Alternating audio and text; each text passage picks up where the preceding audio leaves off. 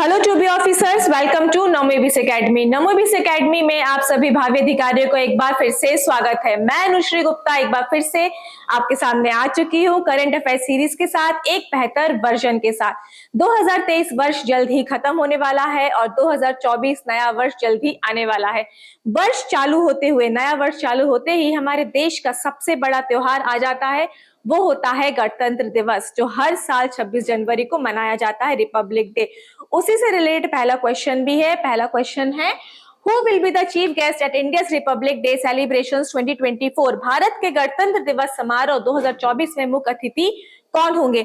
इसका सिलसिला शुरू हो चुका था 1950 में। 1950 में पहली बार हमारे देश में इंडोनेशिया के राष्ट्रपति सुकर्नो जी मुख्य अतिथि के रूप में आए थे। उन्होंने गणतंत्र दिवस परेड का आयोजन जब हुआ था, उन्होंने मुख्य अतिथि के रूप में अपनी प्रेजेंस दी थी। इस बार कौन आ रहे हैं? इस बार ऑप्शंस देख लेते हैं। Joe Biden, Anthony Albanese, Emmanuel Macron या ऋषि सुनक जी। तो जो बाइडेन जी को हमने निमंत्रण दिया था, पर किसी कुछ कारणवश वो नहीं आ पाए, तो हमने फिर फ्रांस के राष्ट्रपति इमैनुअल मैक्रोन जी को निमंत्रण दिया। उन्होंने अपना निमंत्रण एक्सेप्ट कर लिया। इसी दौरान लास्ट ईयर वहां का जो नेशनल डे होता है, फ्रांस का जो नेशनल डे होता है, बिस्टिल परेड, वहां पे प्रधानमंत्री नरेंद्र मोदी जी मुख्य अतिथि के रूप में गए थे। इस बार आ रहे हैं फ्रांस के राष्ट्रपति इमैनुअल मैक्रोन। 2023 में कौन आए थे? 2023 में आए थे मिस्र के राष्ट्रपति अब्देल फतेह अल सीसी। जब भी हम ऐसे आयोजनों में दूसरे देशों को निमंत्रण देते हैं, उससे क्या होता है? दोनों देशों के बीच में मित्रता को बढ़ाना, दोनों देशों के बीच के संबंध जो है और भी ज्यादा मजबूत करना।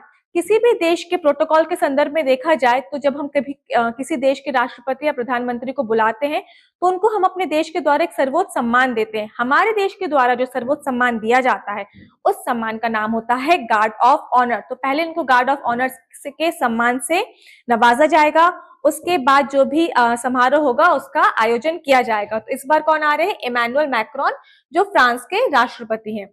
अगला क्वेश्चन है, which AI translated prime minister Narendra Modi speeches into Indian languages? हाल ही में किस एआई ने प्रधानमंत्री नरेंद्र मोदी के भाषणों का भारतीय भाषा में अनुवाद किया था? हमारा इंडिया जो है वो डाइवर्स कल्चर है, 22 लैंग्वेजेस हैं। संविधान के अनुसूची 8 में 22 लैंग्वेजेस का विवरण है। तो हम जब भी प्रधानमंत्री नरेंद्र मोदी जी अपना भाषण दें, तो जिससे हर देश के हर नागरिक तक उनकी बात उनकी नेटिव लैंग्वेज में पहुंचाई जा सके, उसी के उपलक्ष्य में 2022 में डिजिटल इंडिया वीक प्रोग्राम हुआ था गांधीनगर में। वहां पर Bhashini AI, Bhashini artificial intelligence tool का इनॉग्रेशन किया था। ये क्या है? ये एक आउटसोर्स प्लेटफॉर्म है जिसकी मदद से जब भी भाषण दें वो, तो हमारी नेटिव लैंग्वेज, जो भी हमारी नेटिव लैंग्वेज है, हम उसमें इंटरप्रेट कर पाए।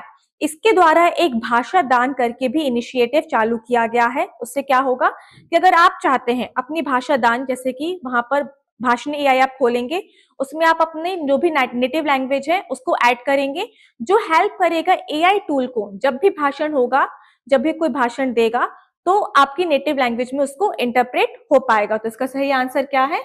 भाषणी एआई। अगला क्वेश्चन है, Tshering Tashi who was seen in the news is associated with which profession? Tshering Tashi जिनका समाचार में जो आजकल दिखाई दिए जा रहे हैं, वो किस पेशे से जुड़े हैं? तो अभी हाल ही में साहित्य अकादमी 2023 अवार्ड अनाउंस किए गए थे। साहित्य अकादमी अवार्ड की शुरुआत हुई थी 1954 में, तो उसके ही उपलक्ष्य में इनको अवार्ड दिया गया है, साहित्य अकादमी अवार्ड मुंशी प्रेमचंद फेलोशिप। ये एक भूटानी ऑथर है, उन्होंने साहित्य में काफी ज्यादा योगदान दिया है, भूटानी कल्चर में अपनी बुक्स लिखी हैं, जिससे कि जो वहां का यूथ है वो भूटानी कल्चर से, अपने देश से और भी ज्यादा जुड़ पाए। तो कौन है ये? ऑथर है। साहित्य अकादमी अवार्ड 2023 जो है वो काफी लैंग्वेजेस में दिए गए हैं, जैसे कि हिंदी, इंग्लिश, संस्कृत, टोटल 24 भाषाओं में दिए गए हैं। इसकी शुरुआत हुई थी 1954 में। मुंशी प्रेमचंद फेलोशिप की अवार्ड हुई थी 2005 में। उनकी बर्थ एनिवर्सरी, जो 125th बर्थ एनिवर्सरी थी, उसी के उपलक्ष्य में ये फेलोशिप का अनाउंसमेंट किया गया था। ये 1 से 3 महीने का शोध होता है, तो उनको नवाजा गया है साहित्य अकादमी मुंशी प्रेमचंद फेलोशिप से। ये एक भूटानी ऑथर है। अगला क्वेश्चन है, which bank has introduced UPI based digital RuPay credit card? UPI आधारित डिजिटल रुपए क्रेडिट कार्ड को कौन सा बैंक लाया है? तो अब क्रेडिट कार्ड की हेल्प से भी हम यूपीआई ट्रांजैक्शंस कर पाएंगे। तो पहली बार कौन सा बैंक लेकर आया है? ये लेकर आया है आईडीएफसी फर्स्ट बैंक। आपको कोई भी अलग से डॉक्यूमेंटेशन करने की जरूरत नहीं है। अगर आपके पास इस बैंक का क्रेडिट कार्ड है तो आप यूपीआई फैसिलिटी एंजॉय कर पाएंगे थ्रू क्रेडिट कार्ड। अगला क्वेश्चन है, in which high court the country's first live hearing took place? हाल ही में किस हाई कोर्ट में देश की पहली लाइव सुनवाई की गई? काफी ज्यादा चर्चा में है ये केस बीएड वर्सेस बीटीसी। तो इसकी सुनवाई की गई है एमपी के हाई कोर्ट में, मध्य प्रदेश हाई कोर्ट में। हालांकि इसकी डेट और ज्यादा आगे बढ़ा दी गई है। अब इसकी डेट होगी, फाइनल हियरिंग होगी जनवरी में। तो पहली बार लाइव हियरिंग कहां पर हुई है? मध्य प्रदेश के हाई कोर्ट में। नेक्स्ट है, when was the national mathematics day celebrated? हाल ही में राष्ट्रीय गणित दिवस कब मनाया गया? हमारे राष्ट्रीय मैथमेटिशियन जो है श्रीनिवास रामानुजन जी, काफी फेमस मैथमेटिशियन थे। उन्होंने ही इन्फिनिटी सीरीज दी थी, इन्फिनिटी सीरीज की थ्योरम दी थी। उनकी बर्थ एनिवर्सरी के उपलक्ष्य में नेशनल मैथमेटिक्स डे मनाया जाता है, जो आता है 22 दिसंबर को। तो नेशनल मैथमेटिक्स डे कब सेलिब्रेट होता है? 22 दिसंबर को। 2015 में एक मूवी आई थी, the man who knew infinity, उन्हीं की बायोग्राफी से रिलेटेड है ये मूवी। मस्ट वॉच मूवी है, जरूर देखिएगा।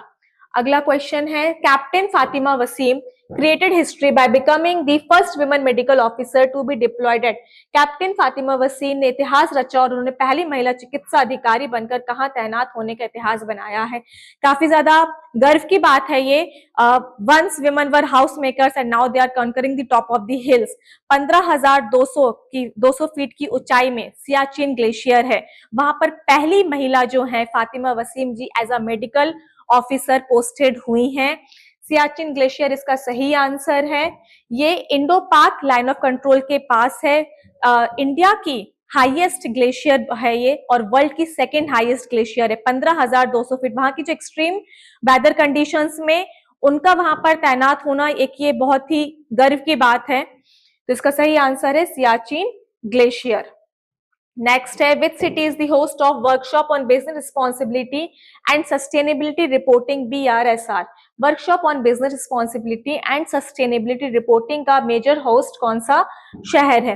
तो ये इंडियन कॉर्पोरेटिव अफेयर्स की हेल्प से एक ये वर्कशॉप आयोजित होती है, जिसमें जो भी 1000 लिस्टेड कंपनीज है, टॉप 1000 लिस्टेड कंपनीज है, उनके CSR, एनवायरमेंट और बिजनेस ह्यूमन राइट्स को रैंक दी जाती है कि ये सब प्रोटोकॉल्स को वो फॉलो कर रही हैं या नहीं कर रही हैं। इन सब प्रोटोकॉल्स को फॉलो करने के लिए एक वर्कशॉप आयोजित की जाती है। तो ये कहाँ हुई है? ये हुई है मुंबई में। मुंबई इसका सही आंसर है, BRSR। अगला क्वेश्चन है, Panchamrit pledge is related to? Panchamrit pledge किससे संबंधित है? ऑप्शन से poverty eradication, infrastructure development, combating climate change या रीजनल डिफेंस एंड सिक्योरिटी। तो COP26 में प्रधानमंत्री नरेंद्र मोदी जी के द्वारा प्लेज ली गई थी, शपथ ली गई थी पंचामृत प्लेज। पर अब इस साल क्यों है? COP26 तो हुई थी 2022 में। तो इस बार COP28 जो दुबई में हुई थी, COP26 कहाँ हुई थी? COP26 हुई थी ग्लासगो में। COP28 कहाँ हुई है? दुबई में। तो वहां पर उन्होंने फिर से प्लेज ली है to triple the renewable energy. जो भी रिन्यूएबल एनर्जी का हमारा 2030 तक का सस्टेनेबल डेवलपमेंट गोल को अचीव करना है, उसको ट्रिपल करने का फिर से प्लेज ली गई है। पंच अमृत प्लेज। 5 नेक्टर एलिमेंट्स कौन कौन से हैं? 5 नेक्टर एलिमेंट्स हैं। एक तो to reach 500 gigawatt fossil energy by 2030, 2030 तक। दूसरा है net zero emission commission by 2070। तीसरा है 50% जो इंडिया की पॉपुलेशन है उसकी एनर्जी रिक्वायरमेंट को रिन्यूएबल एनर्जी रिक्वायरमेंट से पूरा करना। और पांचवा है जो लास्ट है वो है आपका 45% ऑफ ग्लोबल इकोनॉमी को बाय 2000 लेवल्स बाय 2030 और 1 बिलियन टन जो नेट जीरो कमीशन है उसको कम करने के लिए 2030 तक। तो ये 5 अमृत प्लेज लिए गए हैं, 5 नेक्टर एलिमेंट्स प्रधानमंत्री नरेंद्र मोदी जी के द्वारा COP26 में। COP29 2024 कहाँ होनी है? COP29 2024 होनी है अजरबैजान में, जिसकी राजधानी है बकू। अगला क्वेश्चन है, Who was awarded the साहित्य अकेडमी अवार्ड 2023 इन हिंदी लैंग्वेज? हाल ही में किसे हिंदी भाषा में साहित्य अकादमी पुरस्कार 2023 से सम्मानित किया गया?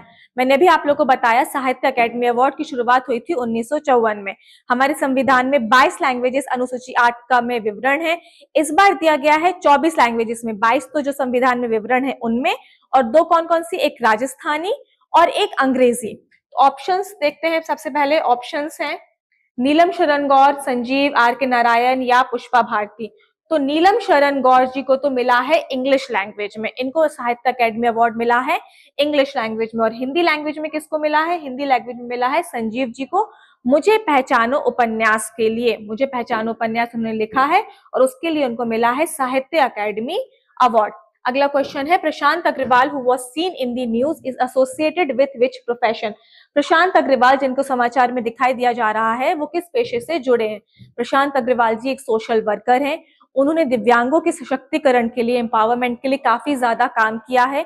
2017 में राजस्थान के द्वारा इनको सम्मान दिया गया था और इस बार इनको राष्ट्रीय पुरस्कार दिया गया है राष्ट्रपति भवन में, राष्ट्रपति द्रौपदी मुर्मू जी के द्वारा। इसका सही आंसर है सोशल वर्कर। प्रशांत अग्रवाल जी एक सोशल वर्कर है। 2017 में उनको राजस्थान सरकार के द्वारा सम्मान दिया जा चुका है। अगला है which country propose to launch G20 satellite mission for environment and climate observation? कौन सा कंट्री होस्ट करने वाला है G20? G20 होस्ट ऑलरेडी हो चुकी है और इसका सही आंसर है इंडिया। अगला क्वेश्चन है हाल ही में according to India skill report 2024 which is the most preferred state to work in India? हाल ही में इंडिया स्किल रिपोर्ट 2024 के अनुसार भारत में काम करने के लिए सबसे पसंदीदा राज्य कौन सा है? तो टैलेंट एसोसिएशन वी बॉक्स करके एक ऑर्गेनाइजेशन है, वो ये देखती है कि कौन सा राज्य है ऐसा जहां पर यूथ या जो मैन और फीमेल्स हैं वो काम करना पसंद करते हैं। देखा जाए कि उनमें कोई जेंडर गैप नहीं होता है, इक्वालिटी मिलती है। तो फीमेल्स जो हैं और मैन भी जो सबसे ज्यादा पसंद करते हैं वो केरला के कोची और केरला की राजधानी तिरुवनंतपुरम में सबसे ज्यादा काम करना पसंद करते हैं। तो इसका सही आंसर है केरला।